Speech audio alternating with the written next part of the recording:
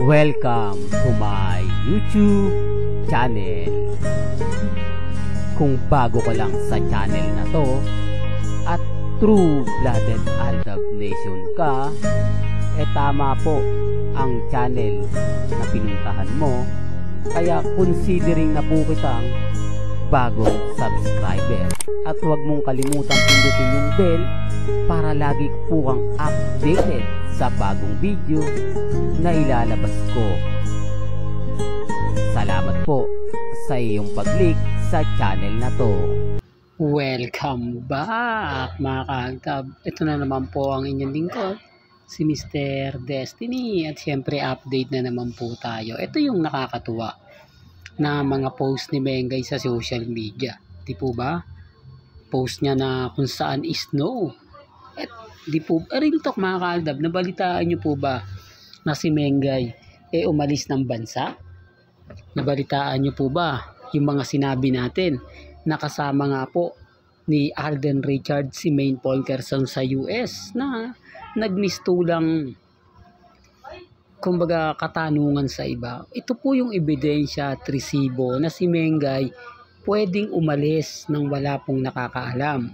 Pwede rin pong bumalik na wala rin pong nakakaalam. Taliwas po sa mga sinasabi po at komento po ng iilan dyan. Yung mga bumabatikos, yung mga nagsasabi, yung mga nagagalit po sa atin. Ito na po yung ebidensya ko at resibo. Ito na po yung pagpapatunay kung ano nga po ba meron sina Alden Richards at si Maine Polkerson. Kahit anong gawin po kasi nila, kumbaga si Mengay na po yung gumagalaw. Si Mengay na po yung nagpapakita. Kaya nga po yung mga edited picture na lumalabas, huwag po kayong basta-basta maniniwala dyan. Kasi gawa-gawa lang po nila yan para lang po maibsan yung gusto nila. Kaya eto sa dami po ng mga photos at mga video na po pwede nilang i-post, bakit yung kakaiba lang? Bakit yung simple lang? Di po ba? Ako sa mga lahat, sa mga nagko-komento po sa akin, sa mga nagre-react po sa akin, may alam po sila. Alam po nila yung buong senaryo at buong kwento. Ako lang po yung nagtutuloy, ako lang po yung nagbibigay. Kasi yung mga iba po hindi po talaga alam nila. Yung tipong nagre-react lang po sila, nagko-komento lang po sila, pero hindi po nila alam. Huwag po kayong maniniwala. Lalo na po ito, change topic po muna tayo. Yung cut din, malabo pong ikasal. Huwag po kayong maniniwala na ikakasal po yung dalawa. Kahit ako pwede kong sabihin yan. Kahit ako po pwede kong gawin yan. Pero tignan nyo po yung mga nakikita po sa social media. Tignan nyo yung mga galawang cut deal. Kung sa tingin nyo ikakasal po yan, papayag po ba si Daddy Bay na makita yung ganyan? Na parang niloloko na si Alden ng harap-harapan? Hindi po ba? Although sa ibang tao po pwede mong gawin yan. Yung mga factor na ganyan na hindi mo siya pagseselosan. Kasi tignan nyo 11 years ang relasyon ni Catherine at ni Daniel Padilla. Pagkatapos ididikit at didikit mo pa ron, anong ano yun? Hindi po ba? Anong ganap nun? Hindi po ba wala? Kaya nga sabi ko sa inyo, kalmado at kampante lang po. Yun lang naman po yung sinasabi at pinapaliwanag ko. Yun lang naman po yung importante. Di po ba? Hindi, sinasabi ko lang po ito mga kaaldab para lang po sa mga dumadaan at bumibisita po sa akin. Yan po yung karamihang tanong. Yan po yung karamihang gusto po nilang malaman. Ginagawa lang po nila yan para nga po maibsan yung kalungkutan ng mga ibang cut din. Kasi yung ibang cut din hindi na po gumagalaw Kaya pinapuputok nila yan para nga po mag-ingay. Kaya nga po yung iba kumukontra na yung mga cut din nabawasan na. Kaya nga po sila gumagawa ng ganyan para tuluyan na nga pong kumbaga lumaban. Naghahanap lang po ng mga kakampi Ito mga nagpo-post ng ganyan. Di po ba? Real talk to mga kaaldab. Well, balikan natin si Mengay. Sabi ko nga po sa inyo at lagi ko pong pinapaliwanag sa mga main fanatics at sa mga R-main. Tignan nyo, may sila nga po hindi nila alam kung kailan umalis si Mengay sa Pilipinas. Hindi rin po nila alam kung kailan po dumating. Bigla na lang may maglalabasang photos na minsan galing kay main, minsan galing sa iba. Sinasadya po ito para masabi na si Mengay at si Congressman Arjo ang magkasama.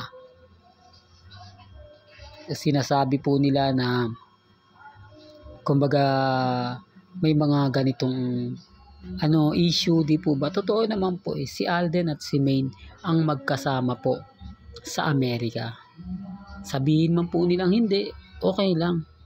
Kasi alam po ng mga taga District 1 na hindi po umalis ng bansa si Congressman Arjo dahil nakapokus nga po ito sa pelikula niya niyang Topak na sila po talaga yung producer. Ako, may mga bagay-bagay po mga kaaldab na kumbaga mahirap sabihin, mahirap ipaliwanag. Di po ba, lalo na nga po kapag hindi ka Aldab Nation, medyo mapapaisip ka na yung mga sinasabi ni Mr. Destiny parang hindi naman totoo.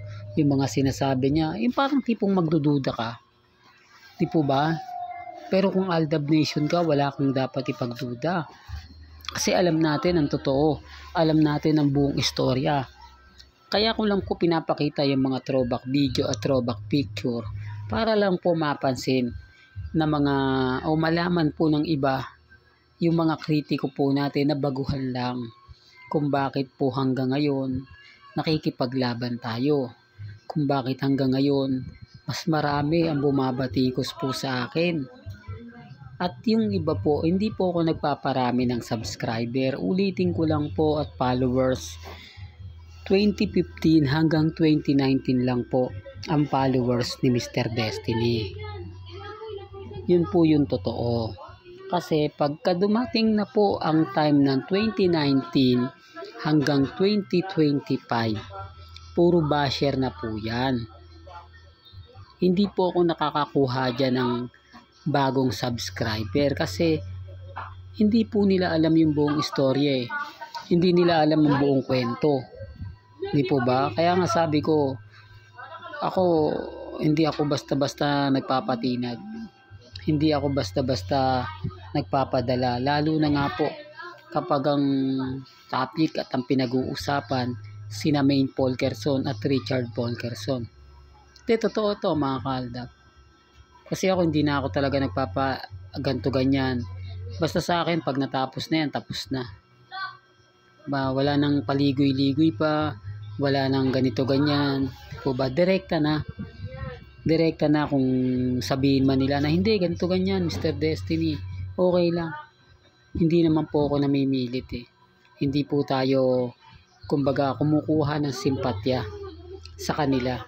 Pero kung Aldab ka since 2015, yan ang mga hinahanap ko at hanggang 2019. Kasi sila po talaga yung mga kakampi ko.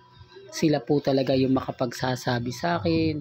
Lalo na po yung talagang mga totally die hard sa Broadway. Di po ba?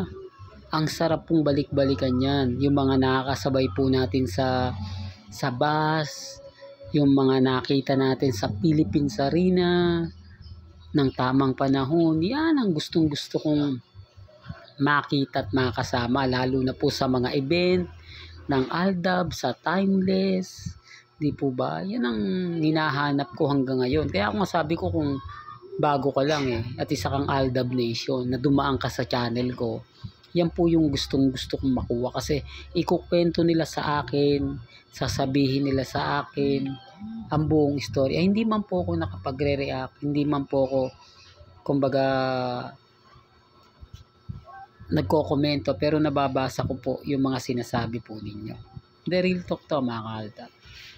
Well, hanggang dito na lang po ang ating latest updates. Kaya kung gusto nyo pa po ng pinaka-latest at sariwang update, abay tumutok lang po kayo dito po sa channel ni Mr. Destiny para updated kayo sa mga latest at sa mga bagong video po na ilalabas po natin maya-maya lang. Kaya kung bago ka lang sa channel na to at isa kang true-blooded Aldab Nation na nagmamahal kina Mengay at Isoy, tama po ang channel na pinuntahan mo, kaya consider na po kitang bagong subscriber. At huwag mong kalimutang i-share ang mga video po natin sa mga mami, sa mga titas at sa mga senyor. Hanggang sa muli, salamat po sa panonood at pakikinig.